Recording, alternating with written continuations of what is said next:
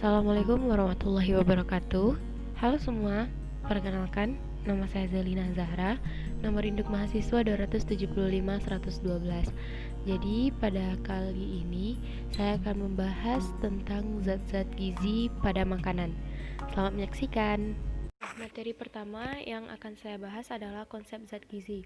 Sebelum itu kita harus tahu apa itu zat gizi. Zat gizi adalah senyawa dari makanan yang diperlukan tubuh dengan fungsi normal. Kemudian zat gizi ini sangat diperlukan oleh tubuh dalam kelangsungan hidup. Kedua, ada jenis-jenis zat gizi. Nah, jenis-jenis zat gizi ini dibagi berdasarkan fungsinya, dinamakan dengan triguna makanan. Triguna berarti itu tuh tiga kan. Yang pertama ada sumber zat tenaga, yaitu yang meliputi seperti padi-padian, umbi-umbian, segala makanan yang mengandung karbohidrat untuk sumber tenaga bagi tubuh. Yang kedua ada sumber zat pengatur, yaitu seperti sayuran dan buah-buahan yang mengandung vitamin untuk tubuh. Yang ketiga ada sumber zat pembangun. Nah, apakah ini sumber zat pembangun? Sumber zat pembangun itu seperti kacang-kacangan yang berasal dari nabati. Berikutnya ada pembagian zat gizi menurut jumlah yang diperlukan tubuh. Yang pertama ada zat gizi makro, yaitu zat gizi yang diperlukan tubuh dalam jumlah yang besar seperti karbohidrat, protein, dan juga lemak. Yang kedua ada zat gizi mikro, yaitu zat gizi yang diperlukan tubuh dalam jumlah yang kecil seperti vitamin dan juga mineral. Kemudian ada macam-macam zat gizi. Yang pertama ada karbohidrat, yaitu sumber energi bagi tubuh. Yang kedua ada protein, yaitu pengganti sel-sel yang rusak pada tubuh. Yang ketiga ada vitamin, yaitu sebagai pembantu proses metabolisme. Yang keempat ada lemak, yaitu cadangan makanan. Dan yang terakhir ada mineral. Mineral ini sama fungsinya dengan vitamin untuk membantu proses metabolisme pada tubuh. Dan ada sumber zat gizi. Yang pertama ada sumber zat tenaga, yaitu seperti karbohidrat yang meliputi umbi-umbian, kemudian ada nasi, pokoknya segala makanan yang untuk tenaga bagi tubuh kita. Kemudian ada sumber zat pembangun, contohnya itu adalah protein. Kalau misalnya di nabati itu seperti tempe, kemudian ada tahu, dan kalau di hewani ada telur, ikan, daging, pokoknya seperti itu. Kemudian ada sumber zat pengatur, yaitu contohnya vitamin dan juga mineral untuk membantu proses metabolisme pada tubuh. Kemudian ada fungsi zat gizi. Apakah itu fungsi zat gizi? Yang pertama, menjadi sumber tenaga atau energi, yaitu karbohidrat seperti yang kita ketahui. Kemudian untuk memperbaiki sel-sel yang rusak, yaitu fungsi dari protein. Yang ketiga ada menjadi sumber pertumbuhan dan juga perkembangan pada manusia. Kemudian untuk mempertahankan fungsi daripada organ tubuh, menjaga keseimbangan pada metabolisme, yaitu tugas dari mineral dan juga vitamin.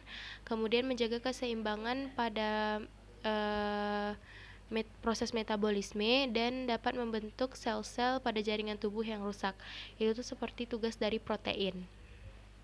Nah, kebutuhan gizi seseorang itu berbeda-beda, dimulai dari laki-laki atau perempuannya, kemudian kebutuhan gizi menurut umur itu juga berbeda-beda.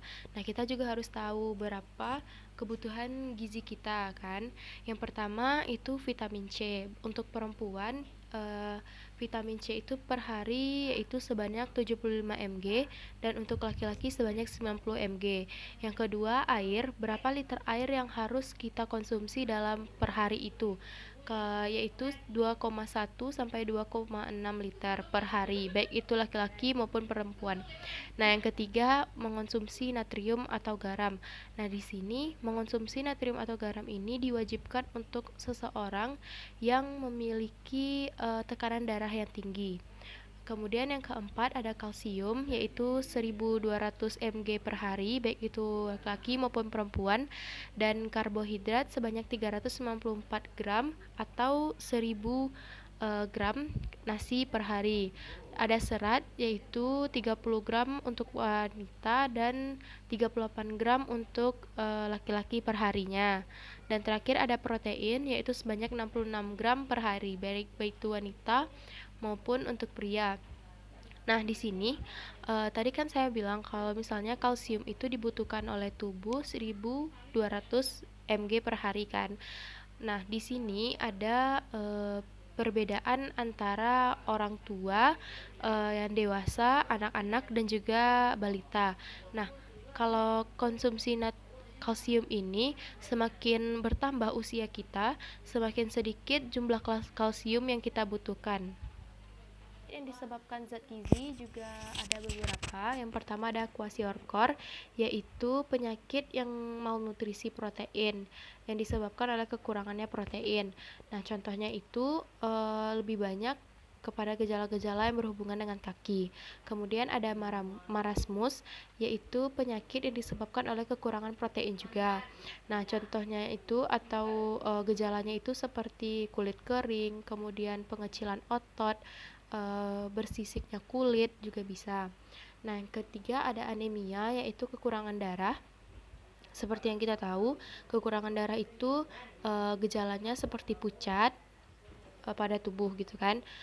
Nah, yang kemudian ada gondok, yaitu penyakit kekurangan yodium dalam makanan. Kemudian penderita ini gejalanya itu seperti lesu, kemudian dingin gitu kan. Peningkatan kerentanannya terhadap dingin itu sangat tinggi. Kemudian ada hiponatremia, yaitu kondisi yang disebabkan karena kekurangan natrium. Dan terakhir ada hipokalemia, yaitu penyakit yang disebabkan oleh kekurangannya kalsium.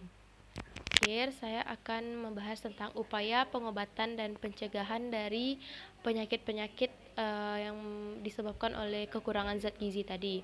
Nah, pencegahan apa yang harus kita lakukan gitu kan? Kalau seandainya kita memiliki gejala-gejala penyakit yang seperti saya sebutkan tadi.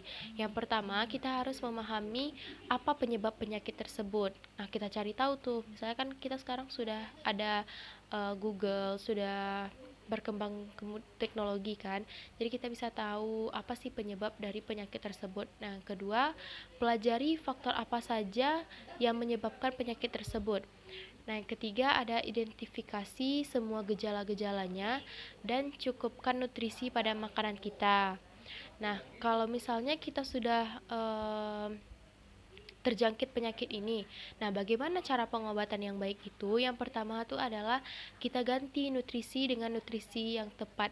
Nah, apa maksudnya di sini? Seperti misalnya kita itu dulu makan makanan yang instan. Nah, sekarang diganti dengan makan makanan yang mengandung karbohidrat, protein, mineral, lemak dan juga vitamin. Nah, itu tuh harus dikonsumsi secara lengkap.